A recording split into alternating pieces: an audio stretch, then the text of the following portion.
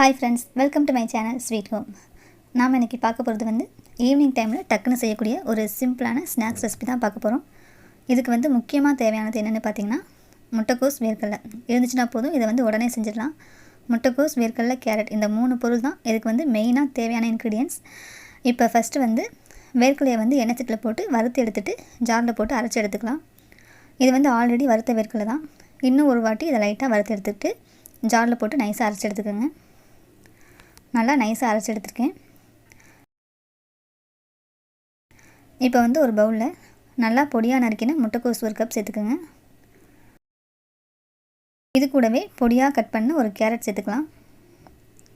குடமிளகாய் கொஞ்சம், பச்சை மிளகாய் கொஞ்சம் சேர்த்துக்கோங்க. இதுக்கு தேவையான அளவு உப்பு சேர்த்துக்கோங்க. மிளகாய்த்தூள் 1/2 டீஸ்பூன் சேர்த்துக்கோங்க. கார்ன்ஃப்ளவர் சோள மாவு வந்து 2 டீஸ்பூன் சேர்த்துக்கோங்க.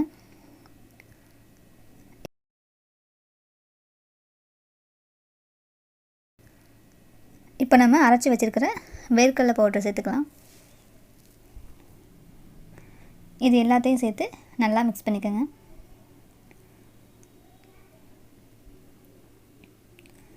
தண்ணி வந்து லைட்டாக தெளித்து விட்டு மிக்ஸ் பண்ணிக்கோங்க.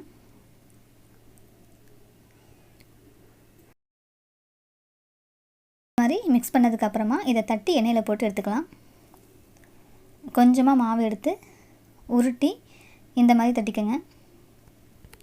நான் வந்து சின்ன சின்னதாக தட்டியிருக்கேன். நீங்கள் இன்னும் கொஞ்சம் பெருசாக வேணுனாலும் அந்த மாதிரி தட்டிக்கலாம்.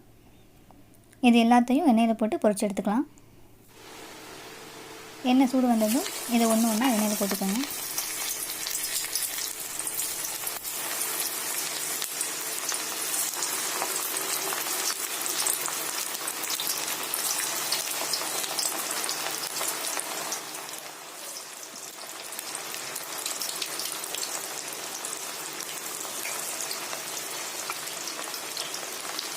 இது எல்லாத்தையும் இப்போ திருப்பி விட்டுக்கோங்க.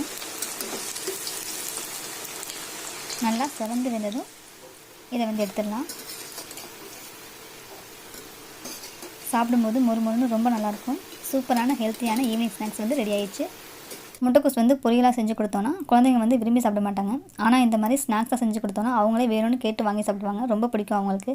நீங்களும் இதை வந்து வீட்டில் ட்ரை பண்ணி பாருங்கள். ட்ரை பண்ணி பார்த்துட்டு எப்படி இருந்துச்சுன்னு கமெண்ட்டில் சொல்லுங்கள். இந்த வீடியோ உங்களுக்கு பிடிச்சிருக்குன்னு நினைக்கிறேன். பிடிச்சிருந்தால் லைக் பண்ணுங்கள், ஷேர் பண்ணுங்கள். ஸ்வீட் ஹோம் தமிழ் சேனலை மறக்காமல் சப்ஸ்கிரைப் பண்ணிடுங்க. தேங்க்யூ.